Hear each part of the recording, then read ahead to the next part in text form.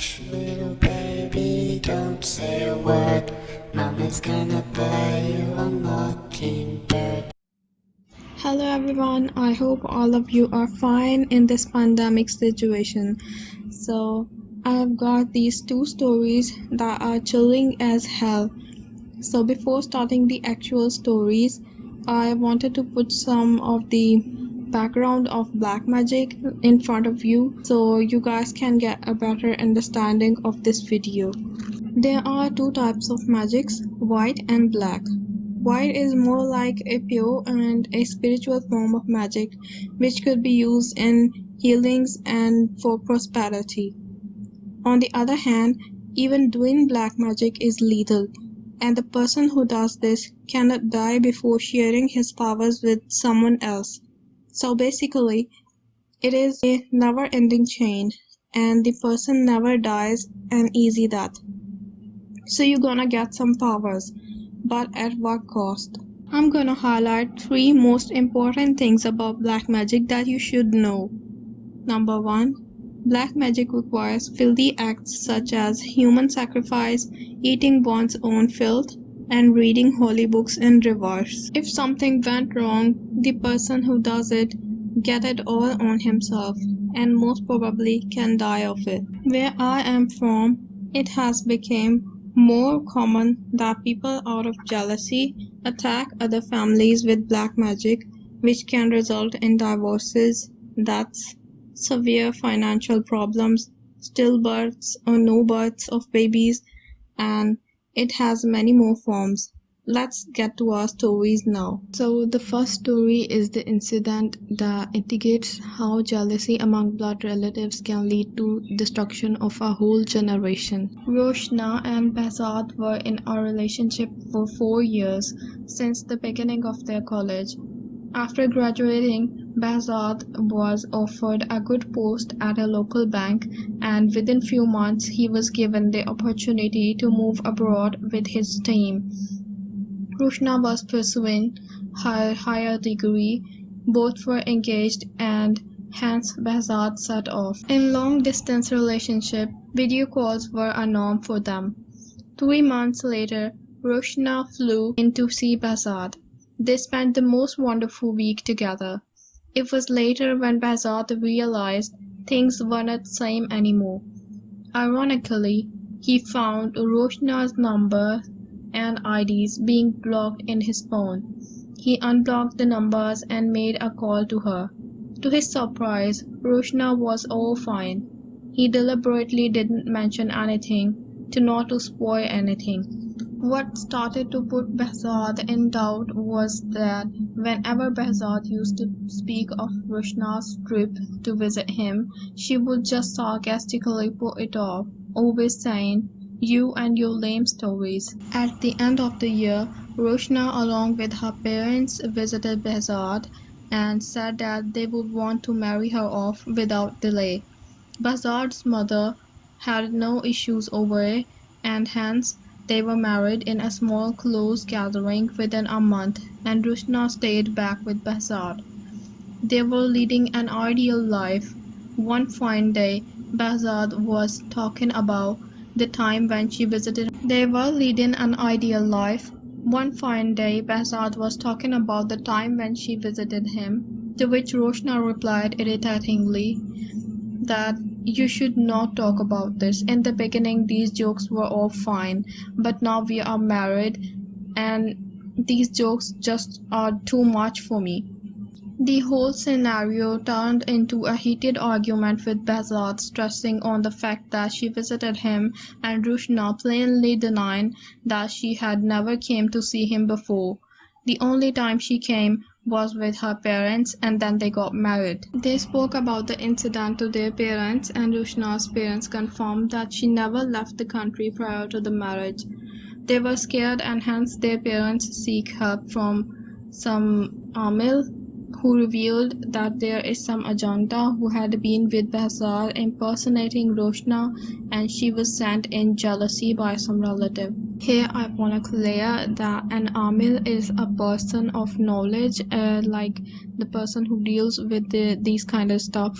like jinns and jinx or like some other things, and Ajanta is a form of creature or jinn who shapelift. Roshna's parents were fairly religious people and they did not at once believe everything. However, Behzad's mother blindly believed every word that the Amil spoke, and she even suggested a few names from the family who would have done so. The Amil gave them some amulets to wear and some to put in drinking water. Behzad and Roshna personally did not believe on amulets and amils. They resisted a lot. Behzad's mother, however, at the end convinced them to at least keep the amulets in their bedroom. Nothing odd felt or happened for a while. 3 weeks later, Roshna was found pregnant, and it ran a happy wave in the family. Roshna was pregnant with twins and hence had a difficult pregnancy in the start of her second trimester. She decided to fly back to her mother. Things went on normal all along, but in 2 months, Roshna lost the kids. Behzad couldn't fly back to see her due to an audit deadline at work. He made arrangements for Roshna to come back to him. Roshna was back and Behzad did every possible thing to make her feel happy and calm. Behzad's mother, who was living with Behzad at the time, she went back to homeland and they started living normal life. They were blessed again, and Roshna was expecting. This time they decided not to tell anyone till birth. So Behzad's mother insisted her to wear amulet to be safe this time. A full-time help was hired at home for Roshna and Behzad couldn't be more in love with her than ever. Meanwhile, Roshna's mother passed away, but Roshna wasn't told about this as she was nearing the birth. Behzad kept this news to himself. They were finally blessed with a beautiful baby girl. Behzad called to give the news to Roshna's father and also tell him that they will be coming back to hometown and hence he will tell Roshna about her mother. That call shattered every ounce of courage in Behzad though. Behzad was calling Roshna's father but couldn't get through. Meanwhile, he called his mother and told her about the baby girl and also that he would be coming back for a few days, to which she had no response. Behzad was surprised and then he called Roshna's father again, and when he said that he will be coming back with Roshna and the baby girl, to his surprise and horror, what he said was unbelievable. Roshna's father replied, "Fear God, Behzad. Why are you mocking and teasing us with such cheap jokes about my daughter? Why you have done so wrong with her? She was innocent and she didn't even do any harm to your family. Now when Roshna is dead and you are joking about her, I didn't even said a word to you when you didn't even come for her burial. I don't know what revenge you and your mother want from us." Behzad felt as if all the blood in his veins was dried, and then there was Roshna in front of him with the child sleeping peacefully in her lap. He almost ran out of the home and drove to his friend, narrated everything to him. He was absolutely shivering and sweating. The friend called Roshna's father, pretending to be an ex-colleague of Roshna, and asked him how it all happened. When Roshna first flew to homeland while expecting twins, she lost her life as well with the babies, as she fell from the stairs. Behzad was numbed by now. He called her mother and told her everything that has happened. She still was quiet and Behzad could only hear her crying and saying, "Behzad, son, please come back. You should buy tickets right now and come back as soon as possible." Behzad was scared to go back home. The friend suggested him to stay back with him. In the morning, he will take him to a center where he can get some help. In half an hour, Behzad started getting calls from Roshna's number. Frightened, he received the call and told her that he will have to stay with a friend who is not well and he will be back late. Behzad couldn't sleep whole night. On the other hand, his mother kept texting him to come back to hometown immediately. He was tired of all of this. He turned off his phone. The first thing in the morning Behzad and his friend did, they visited the facility and narrated the whole incident to the available team. It was indeed difficult to accommodate a case in such urgency, but it surely did needed immediate attention. Behzad, under no circumstances, was ready to go back to his house. Meanwhile, a cousin sent him the copy of Rushna's death certificate too. Nothing was making sense to Behzad. The team decided to accompany Behzad to his house. He called Rushna and said that he will be coming home with a few friends. Upon arrival to the house, right from entering the house, the Sheikh knew things were not fine, that it would be a hard struggle. Behzad was asked to be prepared and alarmed. They preferred to stay in the porch and not enter the house at that point. Behzad was asked to make ablution from the garden tap quickly, and no matter what happens, to stay with the team only. So Sheikh is a person who does exorcism and other things which are like spiritual, and ablution is a like cleaning the body in Islam. Like they used to pray, and before prayer they do ablution. Within few minutes, the main door banged open and Rushna stood there looking scared. She started crying and saying, "Behzad, where were you? Our daughter is sick. I don't know what has happened to her. I was calling you for a very long time and you didn't come." She was crying fanatically, and just when Behzad was about to step toward her, Sheikh held his hand and started reciting the verses. The team took hold of Behzad and Rushna ran inside, crying and still calling Behzad loudly from inside. This went on for a good 2 hours, when finally all the voices settled. The house was opened, and it smelled like something rotten was kept inside since long. Also, it was extremely dark. However, it was noticed that neither Behzad could sense the smell nor the darkness, which cleared that Behzad was under evident stronghold. Inside, neither was Roshna nor the child. The house was empty, dark, and smelly. Behzad was warned not to take anything from the home. He was asked to locate those amulets. The amulets were taken and discarded off, and Behzad was asked to leave the house and under no circumstances return. On way back, Behzad was counseled, and from the next morning the sessions were to be started for Behzad and for the home to be cleansed. Roshna was reported to be found at every team member's home, warning them to stay away from Behzad. The session started in the morning. A few minutes later, Behzad had a call from a cousin telling that his mother is missing since last night. Behzad was panicked. She couldn't be traced anywhere. An hour later, Behzad got a call from his mother asking him to pick her from the airport, as she was worried for him, and she flew in. Behzad was about to set off when Sheikh prompted him to stay back and first confirm the authorities if any such passenger has boarded the plane or not. It was evident that Behzad's mother was not on the flight. Behzad by now was completely panicked and helpless. Finally, Roshna's father was called and whole situation was narrated to him and asked to report back if he finds any information worthy of sharing.